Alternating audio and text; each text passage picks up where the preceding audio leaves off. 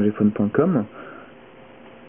On va tester la fonctionnalité SMS du HTC Magic et donc et on en profitera également pour tester le clavier virtuel, voir s'il est possible d'écrire du texte efficacement.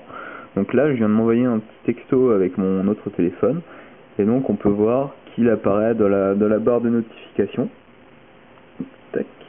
Je peux simplement aller lire le texto, voilà. Donc les messages s'affichent en fait comme une conversation en fait. Là je vais répondre et donc mon message s'affichera en dessous et donc ça permet de suivre le fil de la discussion. Donc là je vais répondre.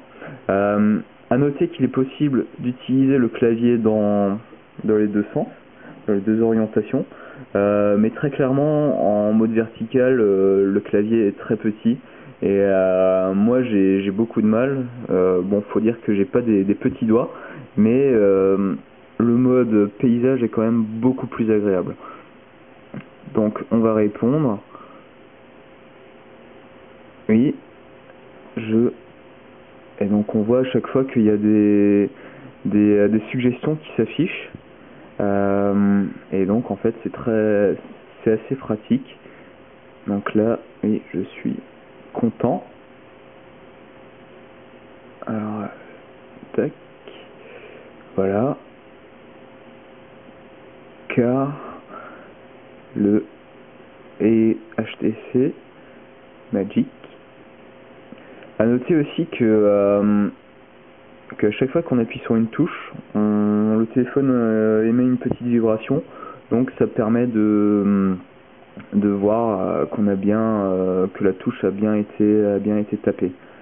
Et donc je dois dire que c'est très agréable donc d'utiliser ce clavier virtuel. Et donc là on voit en appuyant sur la touche chiffre qu'on passe sur un autre clavier qui permet d'insérer des chiffres et d'autres caractères spéciaux. Et donc là on peut repasser au mode classique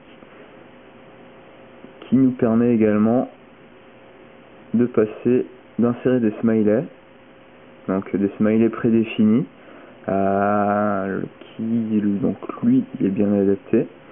Et donc voilà, quand on a fini, on appuie simplement sur le bouton Send et voilà, c'est parti. Et donc on voit que mon message s'affiche juste en dessous du précédent et donc avec le petit smiley qui s'est transformé en icône Android. Donc cette fonctionnalité SMS d'Android est assez basique, mais elle fait tout ce dont on a besoin. Donc là on peut voir qu'on peut appeler le contact, afficher sa fiche de contact, mettre une pièce jointe et donc insérer une petite icône.